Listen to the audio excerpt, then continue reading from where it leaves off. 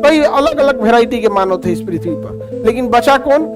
इससे अगर चेंज होगा तो जिंदा नहीं रह सकता। रूस में पहुंची थी जर्मनी की सेना को ठंडा मार दिया, सब ठंडा से मर गया सब। अब आप लोग को खूब से खूब जीरो सहने की आदत है, अगर थोड़ा सा 10 मिनट के लिए हिमालय पर्वत हटा दीजिए, आपकी व्यवस्था कर देगा। देखिए, कोई भी व्यक्ति पृथ्वी पे रहता है तो उसके अंदर बहुत सारे म्यूटेशन होते हैं। क्या होते हैं? म्यूटेशन का मतलब क्या होता है कि उसमें हल्का हल्का चेंजिंग आता है। जैसे आप 10 को साइन मारिएगा ना सिग्नेचर, तो 10 साइन सब आपस में थोड़ा थोड़ा क्या रहेगा? डिफरेंस। लेकिन मेन चीजें वही रहेंगी।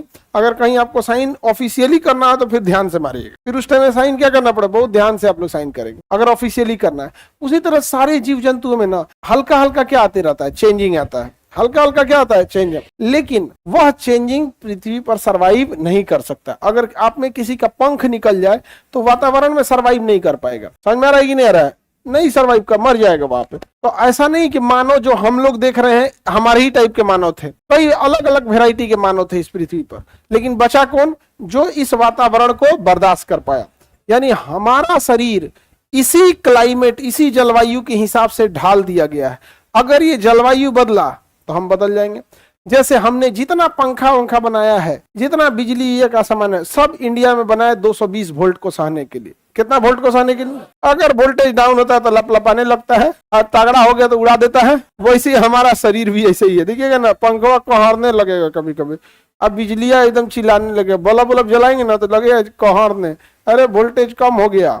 तो अगर जलवायु बदलेगा तो हम जिंदा रहेंगे या मर जाएंगे? क्योंकि हमारा शरीर इसी जलवायु के हिसाब से बना है। समझ में आ गया कि नहीं आ गया? आप इससे अगर चेंज होगा तो जिंदा नहीं रह सकता।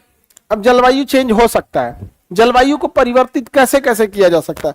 पर्वत जो होता है ना, पर्वत जलवायु के निर्धारण में बहुत ज्यादा योगदान देते हैं। पर्वत अगर आपके रास्ते में आ गया, सपोज कीजिए कहीं रास्ते में क्या आ गया? पर्वत। अगर यहाँ पे पर्वत आ गया, ठीक है, तो दो चीजें होगा। अगर यहाँ कोई शहर बसा है तो पर्वत के नीचे के शहर को क्या कहते हैं? घाटी। अगर इधर से कोई ठंडी हवा आ रही है तो ये पर्वत उसे रोक देगा कि नहीं? तो ये पर्वत बहुत ज्यादा योगदान करता है ठंडी हवाओं को रोकने में।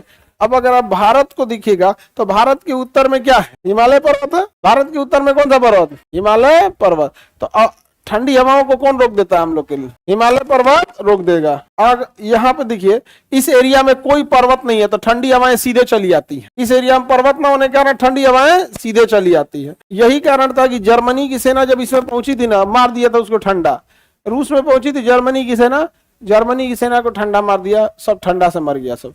रूस से कोई नहीं लड़ पाएगा। अगर हिमालय नहीं रहेगा तो यहाँ ठंडी हवाएं आ जाएंगी कि नहीं आ जाएंगी? ठंडी हवाएं आ जाएंगी। तो यूपी और बिहार की जो जनसंख्या सबसे ज्यादा है, यूपी, बिहार, दिल्ली और पंजाब, ये एरिया। अब ये पूरा एरिया देखोगे आबादी है। यहाँ से उठा लो, बंगाल में, झारखंड में, बिहार, यूपी, दिल्ली, हरियाणा, पंजाब, यही तो पूरी जनसंख्या वाला एरिया है। क्योंकि यहाँ एरिया में जलवायु, यहाँ की जलवायु ऐसी थी ना, ज्यादा गर्मी ना ठंडा, मिट्टी उपजाऊ, ये सब, तो हजारों सालों से, सदियों से लोग यहीं बसते आए हुए थे।